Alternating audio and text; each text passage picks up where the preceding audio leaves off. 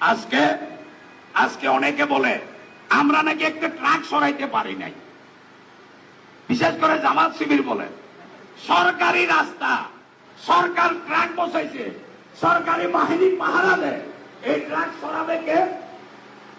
আপনাদের জামাত শিবিরের অফিস 15 বছর তালা ঝুলানো ছিল, তালা খুলতে পেরেছিলেন? তালা খুলতে পেরেছেন?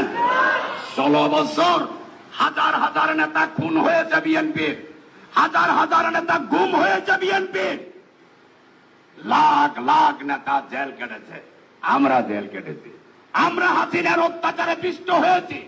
এইরকম লক্ষ লক্ষ নেতা, লক্ষ লক্ষ কর্মী হাসিনার নির্যাতনে নিপীড়নে আপনার মজলুম ছিল।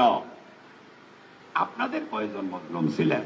শুধুমাত্র সাইদি সাহেব, আপনার নিজামী সাহেব, এনারা কয়েকজন ছাড়া। ওই সাইদি সাহেবের একটা জানাজাও তো ঢাকা শহরে পড়াইতে পারেন নাই আপনারা। আপনারা কেমন বিপ্লবী? কেনই বা, কিভাবেই বা পড়াবেন? আপনারা তো অধিকাংশ শেখ হাসিনার শাড়ির তোলে, আওয়ামী লীগের লুঙ্গির তোলে, আপনার ছাত্রলীগের আন্ডারওয়ারের পাশে আপনারা লুকিয়ে আত্মগোপনে ছিলেন। 5ই আগস্টের পরে বড় বড় নেতা সেজেছেন। বাংলাদেশ জাতীয়তাবাদী দলের কেউ, কোন পর্যায়ের নেতা কর্মী শেখ হাসিনা ফ্যাসিস্টের আশ্রয়ে কখনো ছিল না।